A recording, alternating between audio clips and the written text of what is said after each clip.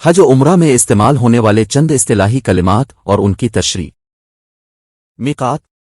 मीकात हज ई उम्रे के लिए एहराम बांधने की जगह को कहा जाता है, जहां से हज ई उम्रे की नियत की जाती है। एहराम। हज ई उम्रे के अमाल एहराम उससे शुरू होते हैं और एहराम बांधने की जगह मीकात है। तलबी।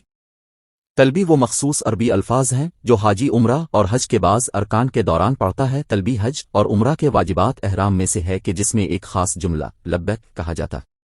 तलबी का मशहूर तरीन जुमला लब्बैक अल्लाहुम्मा लब्बैक लब्बैक ला शरीक लक लब्बैक इन्नल हम्द वल निअमत लक वल मुल्क ला शरीक लक।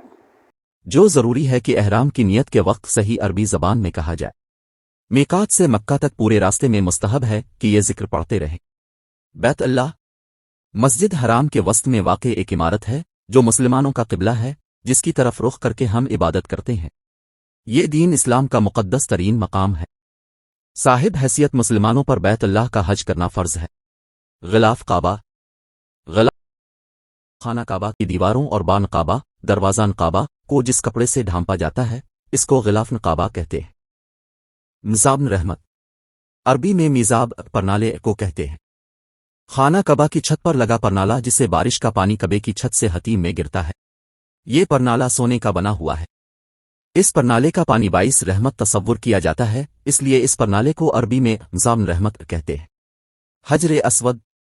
हजर अस्वद खाना कबा के जुनूब मशरक़ी कोने में नस्ब है। इसी से खाना काबा का तवाफ शुरू और ख़त्म होता है। ये फर्श से 1.5 मीटर की ऊंचाई पर लगा हुआ सिया रंग का पत्थर है, जिसकी हिफाजत के लिए इसे चांदी के फ्रेम में लगवा दिया गया है। हजर अस्वद जन्नत के याकूत में से एक है, जिसे सैयदना आदम अलैहिस्सलाम अपने साथ जन्नत से लाए थे और तामीर बैत अल्लाह के वक्त एक गोशा में नस्ब फरमाया था। मुल्तज़म। बाब काबा और हजर अस्वद के दरमियान बैत अल्लाह की दीवार का हिस्सा मुल्तज़म कहलाता है। बैत अल्लाह के वो मकामात जहां दुआएं कबूल होती हैं, उनमें मुल्तज़म को खास अहमियत हासिल है। मुल्तज़म ऐसी जगह को कहते हैं जिससे चिमटा जाता है। ज़ायरीन यहां अपने रब से अपने गुनाहों की मग़फ़िरत तलब करते हैं और दुनिया व आखिरत की नेमतें अता करने की इल्तिजा करते हैं। मकाम इब्राहिम। वो पत्थर जिस पर खड़े होकर हज़रत इब्राहिम अलैहिस्सलाम ने खाना कबा की दीवारें उठाई थीं, इस पर हज़रत इब्राहिम अलैहिस्सलाम के कदमों के निशानात पड़े हुए हैं और ये पत्थर अब तक मौजूद है। इनके कदमों के निशानात पर पीतल का खौल चढ़ाया गया है। मताफ। खाना कबा के अर्द गिर्द सहन जिसमें तवाफ किया जाता है, इसे मताफ कहते हैं। हतीम। हतीम खाना कबा के शुमाल की तरफ एक दीवार है जिसके ऊपर तवाफ किया जाता है। इस दीवार के मुतालिक कहा जाता है कि वो खाना कबा में शामिल थी। तवाफ। तवाफ से मुराद खाना कबा के गिर्द 7 बार चक्कर लगाना है, जो हज और उम्रा के वाजिब अमाल में से है।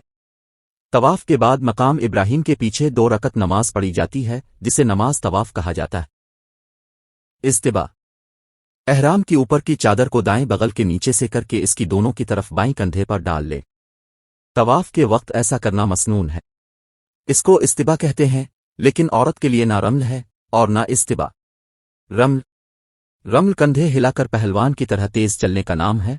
यह तवाफ करते वक्त पहले 3 चक्रों में किया जाता है और बाकी 4 चक्कर में नहीं है। जमजम। जमजम सब पानियों का सरदार और सबसे ज्यादा शर्फ व कदर वाला है। जमजम रवायात के मुताबिक ये चश्मा खुदा के लुत्फ व करम से हजरत इस्माइल के लिए जारी हुआ था। रसूल पाक सल्लल्लाहु अलैहि वसल्लम ने इसके पानी को तमाम पानियों से अफजल व बरतर और शिफा बख्श करार दिया है। जमजम का पानी जिस मकसद के लिए पिया जाए वो पूरा होता है, सही है। सफ़ा मरवा। सफ़ा व मरवा मस्जिद अल हराम से मुत्तसिल 2 पहाड़ियों का नाम है। इन 2 पहाड़ियों के दरमियानी फासला तकरीबन 395 मीटर है। उन्हीं दोनों पहाड़ियों पर चढ़कर और चक्कर लगाकर हज़रत बीबी हाजरा ने इस वक्त पानी की जस्तजू और तलाश की थी, जबकि हज़रत इस्माइल अलैहिस्सलाम शेरखार बच्चे थे और प्यास की शिद्दत से बेकरार हो गए थे। इसीलिए ज़माना कदीम से ये दोनों पहाड़ियाँ बहुत मुक़द्दस मानी जाती हैं और हुज्जाज कराम इन दोनों पहाड़ियों पर चढ़कर बड़े एहतराम और जज्बा अक़ीदत के साथ दुआएं मांगते हैं। सही। हज व उम्रा से मुताल्लिक़ एक इस्लामी इस्तिलाह है। दौरान हज सफ़ा और मरवा पहाड़ों पर चढ़ने और मखसूस अंदाज में उनके दरमियान 7 चक्कर लगाने को सही कहा जाता है। सफ़ा की तरफ से मरवा तक जाए, ये 1 चक्कर होगा। अब मरवा से सफ़ा की तरफ वापस आए तो ये दूसरा चक्कर हो गया। इसी तरह 7 चक्कर पूरे किए जाते हैं। इस तरह आखिरी चक्कर मरवा पर ख़त्म होगा। हल्क और कसर। حلق کا سر کے بالوں کا تراشنا اور قصر سر کے بالوں کا چھوٹا کرنا حج اور عمرہ کے واجبات میں سے ہیں۔ حلق اور قصر بھی حج اور عمرہ کے دوسرے اعمال کی طرح عبادت میں شمار ہوتے ہیں۔ منا وہ مقام ہے جہاں سے عازمین حج 6 روزہ حج پروگرام کا آغاز کرتے ہیں۔ یہ تاریخی اور دینی اہمیت کا حامل مقام ہے۔ قیام منا 8 ذی الحجہ کو حج کا احرام باندھ کر تمام حجاج منا میں قیام کرتے ہیں۔ عرفات عرفہ کی جمع ہے۔ ذوالحج کی 9ویں تاریخ کو بھی عرفہ کہتے ہیں اور عرفات میدان کو بھی، مگر لفظ عرفات صرف میدان کو کہا جاتا ہے نہ کہ اس دن کو۔ چونکہ اس جگہ کا ہر حصہ عرفہ ہے اس لیے جمع کا لفظ عرفات استعمال کیا جاتا ہے۔ عرفات سارا سال غیر آباد رہتا ہے اور صرف ایک دن کے 8 سے 10 گھنٹوں کے لیے 9 ذی الحج کے ایک عظیم الشان شہر بنتا ہے، جہاں دنیا کے گوشے گوشے سے آنے والے عازمین حج 9 ذی الحجہ کو جمع ہوتے ہیں۔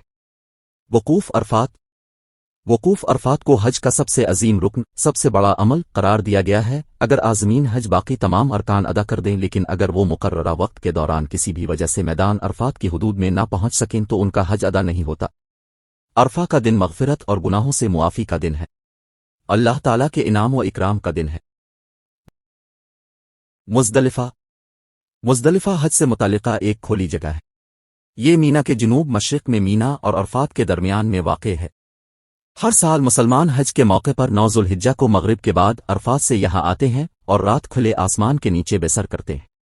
یہاں سے ہی شیطانوں اور جمرات کو مارنے کے لیے کنکریاں بھی چونی جاتی ہیں۔ اگلے دن فجر کے بعد حجاج مینا کے لیے روانہ ہو جاتے ہیں۔ وقوف مزدلفہ کا اصل وقت طلوع فجر صبح صادق سے طلوع شمس تک ہے۔ جمرات حجاجن کرام 10، 11 اور 12 تاریخ کو پتھر کے جن 3 ستونوں کو باری باری کنکر مارتے ہیں ان کو جمرات کہا جاتا ہے۔ رمی جمرات شیطان کو کنکریاں مارنا مناسک حج میں ایک واجب عمل ہے جس کے معنی مینا میں بنائے گئے شیطان کے مجسموں پر 7 کنکریاں مارنے کے ہیں۔ یہ عمل سرزمین منا میں عید قربان اور اس کے 2 دن بعد انجام دیا جاتا ہے۔ یہ عمل ایک طرح سے حضرت ابراہیم علیہ السلام کے اعمال کی پیروی میں انجام دیے جاتے ہیں۔ ذبیحہ بسم اللہ اللہ اکبر کہہ کر حلال جانور کے گالے کی رگوں کو کاٹنا تاکہ خون نکل جائے، ایسا جانور ذبیحہ کہلاتا ہے۔ طواف زیارت سے مراد وہ طواف ہے جو حج اور عمرہ کا واجب رکن ہے۔ اسے طواف اول، طواف فرض اور طواف رکن کہا جاتا ہے۔ طواف وداع اس طواف کو کہتے ہیں جو اپنے وطن کو واپسی کے وقت بیت اللہ شریف سے رخصت ہونے کے لیے کیا جاتا ہے۔ طواف وداع کا وقت طواف زیارت کے بعد شروع ہو جاتا ہے، اسے طواف رخصت بھی کہا جاتا ہے۔ دم حج کے دوران حاجی سے ہونے والی مخصوص غلطیوں کے کفارہ کو اصطلاح حج میں دم کہا جاتا ہے۔ حج کے دوران ہونے والی غلطیوں پر 3 طرح کا کفارہ ہوتا ہے۔ دم بدنہ میں جانوروں کی قربانی دینی ہوتی ہے جن کا گوشت حاجی نہیں کھا سکتا بلکہ وہ مساکین میں تقسیم کیا جائے گا، اور یہ وہیں ذبح کیے جا سکتے ہیں جہاں حج کی قربانی کے جانور ذبح کرنے کا حکم ہے۔ اللہ پاک تمام حجاج کا حج مقبول فرمائے۔ مجھے، میرے والدین اور میرے تمام گھر والوں کو بھی حج کی سعادت نصیب ہو، آمین۔